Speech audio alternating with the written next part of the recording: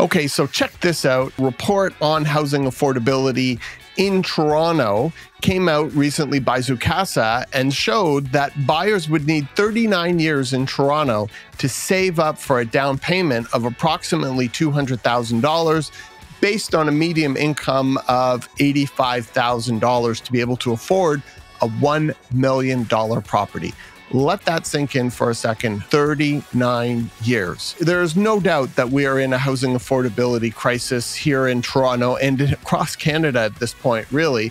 And it's something that's top of mind for all politicians and certainly for most Canadians. So today we're going to take a look at some of the latest macro policy changes that we see coming down the pipe, as well as some economic developments that are affecting the Toronto real estate market and its potential long-term ramifications. So my name is Ralph Fox, and I am the co-founder and broker of record of Fox, Marin Associates. We are one of Toronto's most active and innovative residential real estate team brokerages that focuses on central and downtown Toronto. Please be sure to hit that like or subscribe button. And if you have any positive or constructive feedback or comments, we'd absolutely love to hear from you down below. So the Liberal government, to help their slumping poll numbers in advance of their upcoming budget, have come out and released this new Canadian Renter Bill of Rights, which is supposedly going to help bring affordability back to the rental market and somehow miraculously help renters eventually become homeowners. So it really has three main tenets, and we're going to take a look at the three of them right now. The first one is a national-wide tenancy agreement, essentially meaning that there will be a standardized tenancy agreement all across Canada. Number two, they are now decreeing that landlords, as part of this Bill of Rights, will have to disclose the previous history of rents. And number three, rental payments history will go towards credit history of a tenant. And supposedly this new Bill of Rights is going to come in and it's going to solve or somehow help renters make the transition from a renter into a homeowner. This is absolutely laughable, and it is really nothing more than hot air. First of all, a national-wide tenancy agreement, I don't even know if that's possible because it's a provincial jurisdiction. But if you look at a province like Ontario, we already have a standard rental agreement that is used and has been authored by the province itself and becomes part of every binding lease. So there already is something of that nature in place. I don't know how the federal government will be able to impose one, but even if they were, I don't see what difference it's going to make to what is already existing here in Ontario. So that's pretty much a nothing burger. Landlords disclose previous history of rents. Well, most properties in Toronto generally are rented on MLS, and you are able to see the track record and certainly know the market value of what's out there comparative to everything else that's out there. So I really don't see how providing this history, other than maybe helping the CRA track landlords' rental rates, is really by creating some type of a database, is really going to do anything to help renters and affordability. And it's just going to make more headaches for landlords. And then the third aspect to this, which is rental payment histories, goes towards credit history for renters. Maybe that could be helpful, but like we were talking about when we started this conversation a few minutes ago, 39 years to save up $200,000 to buy a $1 million property. That's the real issue, is how do you come up with that deposit? And, where I see this being potentially of more benefit to is actually landlords who will potentially, if this moves forward, have the ability to negatively affect a bad paying tenant, which from the perspective of a landlord would be very welcome because, the tribunal here, or the landlord and tenant board, is over a year behind, and evictions are almost impossible to come by if you get stuck with a bad tenant. So a landlord having that ability to affect credit ratings in the situation or circumstance where a tenant isn't paying rent would be a very helpful tool to most landlords. But I just don't see how that's going to help with affordability, either for renters or to help them really make that transition into becoming a property owner. So, I'm just amazed when these announcements come in with all this fanfare. We've seen this happen so many times, And I actually feel sorry for people who believe that this is going to make any type of an impact on the market, and then that brings together the other question is, will this even ever see the light of day? I mean, if it does, it'll just create more bureaucracy and more red tape for landlords. And pretty much nothing else. But the question really is, the Liberals just don't even have a really great track record with bringing these type of big proclamations to fruition. I don't know if you remember the Buyer's Bill of Rights, which was supposed to end bidding wars in 2022. That never really happened. Or how about in 2019, we had the first-time home buyers incentive to help give deposits to home buyers, and that was a total bust. It did get enacted, but I think as of March of this year, the CMHC ended the program because nobody was using it, and it certainly didn't help with affordability. So we've seen a lot of failed attempts. This is another one, just more hot air than anything else. And, I hope people aren't taking this too seriously, because really it has no teeth to it, and there's nothing that is fundamentally going to help renters in this or help with renters becoming property owners, which is really the crux of what really needs to happen here if we're going to end this housing affordability crisis. As much as I like to jump on the Liberals and Justin Trudeau, which is these days a very easy target, I will say that a really interesting announcement came from Mark Miller, who's the immigration minister.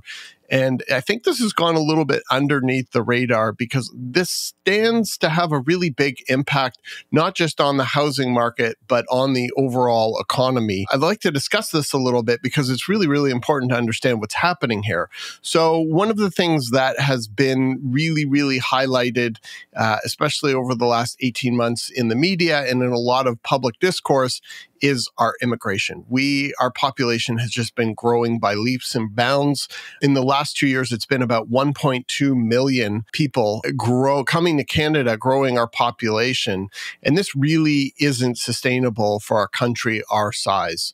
So when you look at the numbers of 1.2 million, what you realize is that the majority are non-permanent residents, approximately 800,000 non-permanent residents, meaning students mostly and temporary workers. So to give context to this, by the end of 2023, it's estimated that there were 2.5 million non-permanent residents living here in Canada.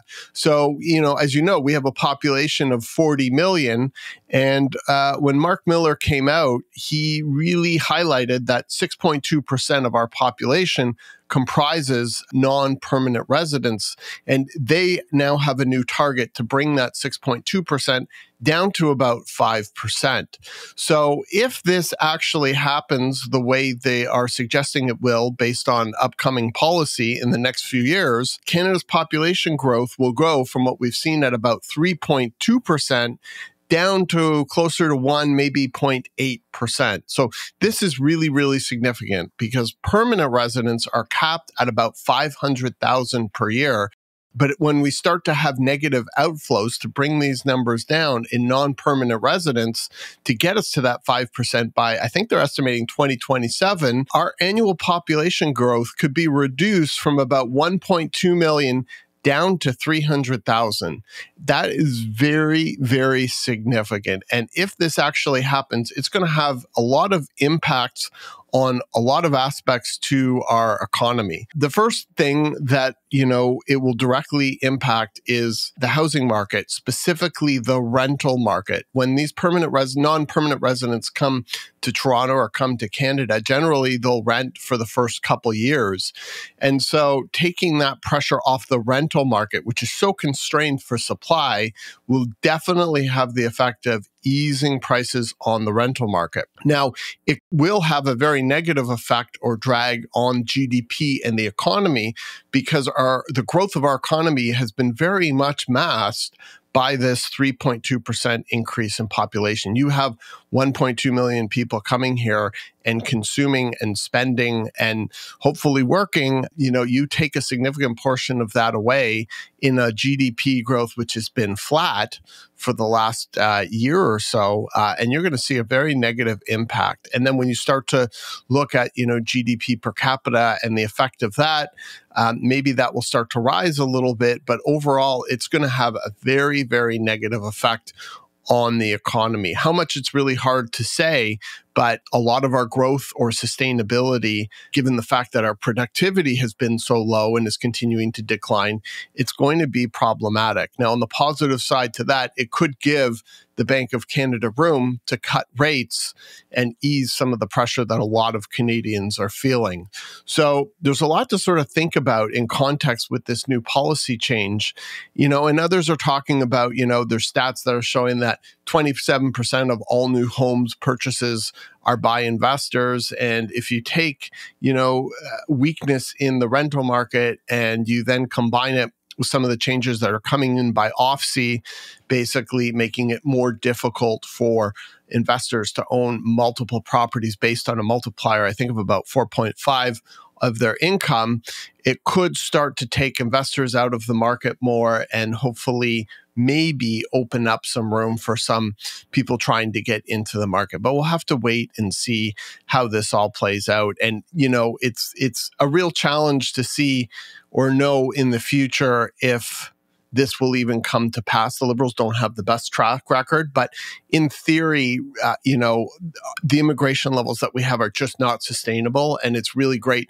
to see this being addressed. And hopefully we can see an easing of this pressure that's going to be built up just on our healthcare system and on all aspects of society. I mean, it's amazing to have immigrants coming here and contributing, but at the same point in time, if we cannot accommodate them all, both with housing and our social net and everything else that goes along with that, it starts to really, really stress an economy that's already overstressed. And I think for me, the real challenge is that we don't really have any consistent long-term policies, and everything just seems to be put your foot on the gas, put your foot on the brake. There doesn't seem to be any long-term plan, whether it's interest rates at zero going up 500 basis points, in the blink of an eye, or it's, immigration, being at this level, shooting up to this level and then shooting back down to this level. It would be really great to see some long-term thinking and long-term planning with our economy and vis-a-vis with our housing market. But very interesting news out of the Liberal government, and I think this will really be helpful and very impactful on affordability if all of this comes to fruition. Okay, so this is really interesting. At a recent press conference, Carolyn Rogers, who is the Senior Deputy Governor of the Bank of Canada, she's second in command of the Bank of Canada, recently came out and stated that Canada is slipping further and further behind the United States and actually all other OAC countries when it comes to economic output per hour worked. And I quote, here's what she said. She said, "I'm saying it's an emergency. It's time to break the glass." So she's really flagging a big issue with our economy and that our output is really, really, really sliding. So she gives the statistics showing that in 1984, the Canadian economy was producing about 88% of the value generated by the US economy per hour. But by 2022, Canadian productivity had fallen to just 71% of the United States. And over the same time period, Canada fell well behind all our G7 peers, with only Italy seeing a greater decline in productivity than Canada. So this is a real issue because it's really affecting not just our productivity, but our competitiveness as a nation. And when you see our GDP being flatlined, when, as just discussed, we're going to see our immigration numbers starting to come down, that also is going to be another drag. And then when you look at our GDP per capita, it's starting to tell the real story, being negative for 7 quarters. So when we have an environment like we do here in Canada, where there's so much tax burden and red tape and regulation on small and medium-sized businesses that, the real issue is that when companies face these burdens, we start to fall in terms of productivity and competition on a national scale. And so, she talked about in this press conference how increasing productivity is a way to protect our economy from inflation without having to rely on interest rates. And what she was talking about when she said that is when you have companies that are highly productive, they can earn profits and they can pay better wages without passing on the costs to consumers. When you have rising labor costs, they tend to show up in higher prices when companies aren't as efficient or productive. And so it's just another conversation by somebody very high ranking from the Bank of Canada illustrating that we are continuing to see these cracks emerging in our economy. And this is a very different story relative to the US that saw 3.4% GDP increase in the fourth quarter of 2023, whereas Canada, continues to be flat in GDP and negative in GDP per capita. So we're talking about a very different situation across the border. And that's what, for me, from my end, makes it really hard to believe is that our interest rates are still at relatively the same level, especially taking into consideration that the longest term our mortgages here in Canada are 5 years versus 30 in the United States. And so it's really interesting to watch this game of chicken right now because the Bank of Canada doesn't really like to move without being in tandem with the Fed in the US because they want to protect the strength of our loonie, which if that drops too much can become inflationary on its own. So it's a really interesting moment in time right now where we have inflation, in the 2%, the high 2%. And if you take out the cost of housing, which is obviously impacted by this high interest rate environment, we are far below that 2% metric at this point in time. And so we are all just sort of waiting for that first drop to come, especially people in the real estate industry. We know it's coming. Is it going to come in June? It's certainly not coming on April 10th, but is it coming in June or is it going to wait till the fall? But we really are going to need to see that relief in the economy.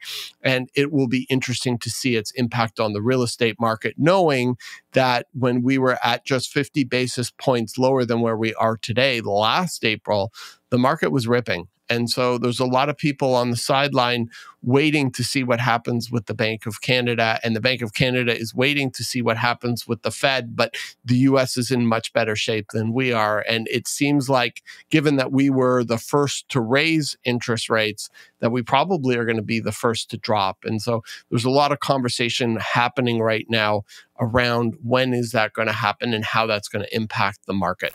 And of course, I couldn't end this conversation today without talking about the rain tax. Yes, it's true. The city of Toronto is proposing a tax, and they want to tax literally the rain that falls on your property. I'm not making this up. And I think the real frustration is not the tax itself or this proposal, but just it feels like every single announcement these days, everything that you read in the newspaper, everything coming out of the government, is just some type of new tax that's out there to take more money out of the hands of everybody. And it can be quite exhausting in conjunction with this massive inflation and a high interest rate environment that we're all feeling right now and we're feeling the pain of. So this proposed new rain tax basically would tax individual homeowners or property owners based on the amount of impermeable, I hope I said that right, surface area on a property. And they're talking about roads, driveways, parking lots, which contribute to the runoff of rainfall, which then puts a burden on the water system, water treatment, stormwater system of the city. So, I mean, this idea has been, to be fair, kicked around since going back to 2017, and it's never been implemented. Some other municipalities in Canada, I think there's a few in the US, also have a similar tax, but it's really just not going over too well. Kevin Yvong, who's a MP in Spadina, posted on Twitter, because people in Toronto aren't already struggling enough to make ends meet. The NDP Olivia Chow wants to implement a rain tax. Seriously, they want to tax the rain. And what's interesting is this actually made it somehow to Donald Trump Jr. And he tweeted sarcastically, "I'm not sure we'll end at the rain tax. They definitely just want to confiscate whatever they can in the not too distant future." End of quote. Now, I can't believe I'm quoting anything Donald Trump Jr. is saying, but I do sort of understand that sentiment, not even sentiment, but just feeling, just with these taxes that are just continually coming out, and so much just keeps piling on real estate. And the real question is are they going to stop, or are these taxes and these new schemes just going to continue to pile up on the backs of homeowners and real estate investors and people who own real estate? And there will come a time where there just is only so much blood you can draw from a stone. There are other ways for the government and the municipality to look at for generating revenue. And it just feels like they just keep coming after real estate and keep piling on and on and on, both with regulations, paperwork, and taxes. And again, taxes in and of itself are inflationary, and they're not making it easier for anybody to achieve home ownership or to continue owning a home, especially in this environment right now. And it just feels really tone deaf for the government to be doing this, and I think, it goes back to the saying, there are only two certain things in life, death and taxes. But in our case, it could be a third, which is more taxes on top of more taxes. But there is a lot that we do have to be grateful for, to be living in Canada, looking around at all places in the world. So I'm not sure if there's anywhere better to be living right now, but it definitely is a challenging time. And this rain tax certainly isn't helping both financially and psychologically for people living in Toronto. Thank you so much for tuning in today. My name is, once again, Ralph Fox. I'm the broker of record of Fox Marin. If you like this conversation and you want to keep in touch, please be sure to hit that subscribe button. If you like the content, hit that like button. And again, if you have any questions or comments, as long as they're constructive, absolutely, we would love to hear from you. Thanks so much for tuning in, and I hope everyone is having a wonderful day or evening, depending upon when they're watching this. Thanks so much.